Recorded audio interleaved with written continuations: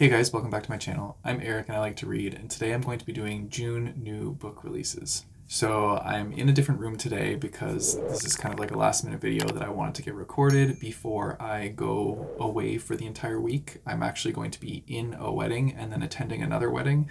So it's going to be a week of a lot of traveling. And so I wanted to make sure I got at least one video out to you guys this week. And so this is me getting that video ready before I leave for my travels. Anyways, today I'm going to go over books that are coming out in June that I'm kind of excited for. And so, yeah, let's just jump right into it. The first one we have is this one, which is 0 Days by Ruth Ware. Now, I've read one other Ruth Ware book, and I thought it was all right. I thought she was really good at writing an atmosphere and like really pulling you in and having that like creepy feeling. The payoff for that book wasn't the greatest, but I still did enjoy like how she writes her settings. And so this one sounds really cool. Listen to this.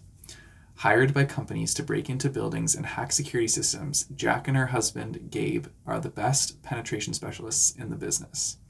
But after a routine assignment goes horribly wrong, Jack arrives home to find her husband dead. To add to her horror, the police are closing in on their suspect, her. Suddenly on the run and quickly running out of options, Jack must decide who she can trust as she circles closer to the real killer in this unputdownable and heart-pounding mystery. It says that people that like Mr. and Mrs. Smith will like this one, or the movie The Fugitive.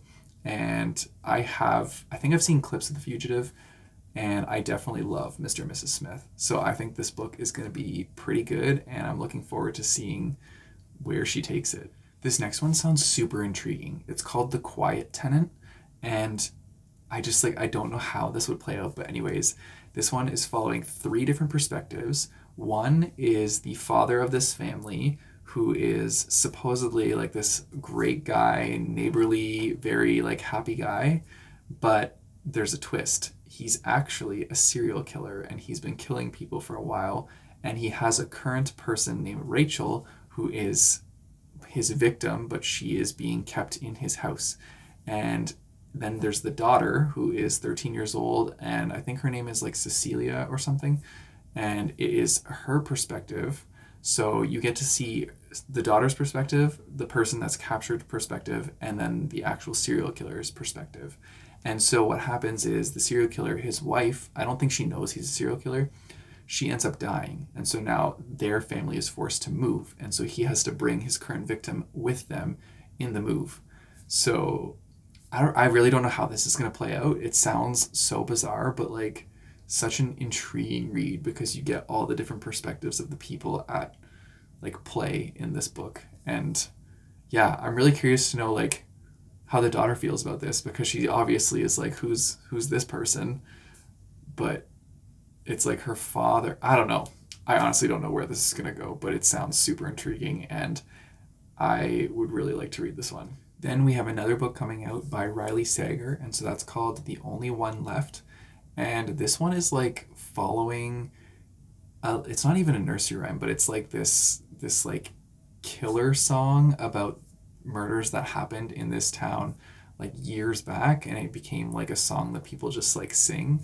And now there is like threats of those kills coming again, and there's like a new murderer on the scene. And so this one is following multiple perspectives as well, which I don't know, I'm super drawn to thrillers that have multi POVs. I find them so fascinating because then you get to try and piece together what's happening through a different lens, and it's really cool. I do like those a lot. So I think this one is going to be a good one, and I'm looking forward to it. I also haven't read anything by Riley Sager yet, but I do have one of their books on my shelf, and I can't remember what it's called, but I'm pretty sure it has to do with something to do with camp.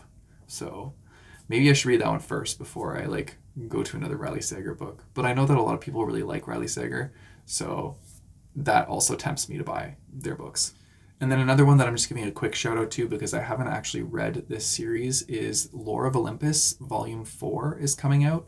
So if you guys like that series, the next one is coming out in June, so get excited. I want to read this series. I haven't read it yet, but it looks really good, and I've had other people recommend it to me, so I probably should get to it eventually, but I haven't yet, but I'm hoping to. So yeah, Okay, and then this next one is called Hidden Pictures. I know. I feel like this is just like all thrillers that I'm excited about, but I mean, that's the majority of the books that are coming out in June that I thought sounded great. So anyways, this one says it's for fans of Riley Sager and supernatural books. So it also actually says that if you like Stranger Things, you'll like this one. So this is following a character named Mallory who recently gets out of rehab, and so she takes this job as a babysitter. And I believe she's living with the family and babysitting their child, Teddy, who is, I think, 5 years old. And Teddy is a really quiet kid, but they bonded with Mallory pretty quickly. And so Teddy just likes to sit with their sketchbook and just draw things all day long. And so Mallory's totally cool with this because that's a very easy kid to look after. But Teddy starts drawing some sinister things that are well beyond the skills of a 5-year-old. And so from here, it kind of like picks up and she has to kind of figure out how Teddy is doing this, what these drawings mean, and where to go from there. I will say that the first drawing that it says that's described is a man dragging a woman's lifeless body through a forest. So pretty creepy. Yeah, definitely supernatural stuff is happening here, I feel like.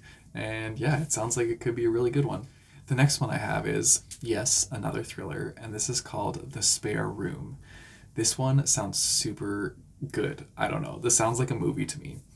So anyways, it's following a woman named Kelly who needs to get away because for the past little while in lockdown, she's been living with her fiance who ended up calling off their wedding. And so now she needs to escape. She recently just rekindled a friendship with a friend from the past named Sabrina, and Sabrina just became a best-selling author.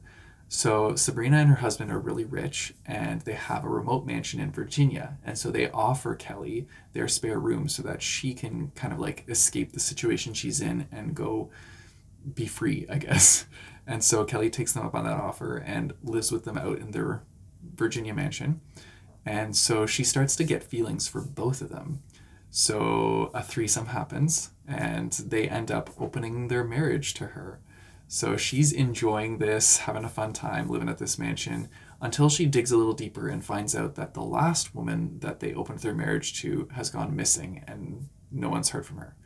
So from there, she's like, okay, is this a good situation to be in? Doesn't seem like it. Got to figure some stuff out. And then, yeah, so that's the book. I feel like it's going to be very intriguing, and I want to know, like, are these people just like a creepy killer couple? I don't know. It sounds good. So I definitely want to read this one. And then I have one last one, and this is a fantasy one, so I'm going to read it off to you guys because I'm bad at giving fantasy synopsises. And this is The First Bright Thing. So listen to this. Ringmaster Rin, to those who know her best, can jump to different moments in time as easily as her wife, Adette, soars from bar to bar on the trapeze. And the circus they lead is a rare home and safe haven for magical misfits and outcasts known as Sparks. With the world still reeling from World War I, Rin and her troupe, the Circus of the Fantasticals, travel the Midwest, offering a single night of enchantment and respite to all who step into their big top. But threats come at Rin from all sides. The future holds an impending war that the Sparks can see barreling toward their show and everyone in it. And Rin's past creeps closer every day, a malevolent shadow she can't fully escape. It takes the form of another circus, with tents as black as midnight and a ringmaster who rules over his troupe with a dangerous power. Rin's circus has something he wants, and he won't stop until it's his. Sounds super creepy and like a fantasy circus book. Like, I'm totally down for that. That sounds like so much fun. So yeah, I'm down for that one. Anyways, those are all the books that I'm excited for so far that are coming out in June. Let me know in the comments down below if you have any other books that you're interested in that are coming out in June, because I'm always interested to see what everybody is reading or picking up lately. If you guys want to support me, I have a Patreon and a Ko-fi page, which I'll put in the description down below, as well as linked by my bookmarks. You guys know the drill. Don't forget to like and subscribe. Hit that bell notification button so you get notified when I post new videos. I post my videos on Tuesdays and Thursdays. And until next time, keep on reading.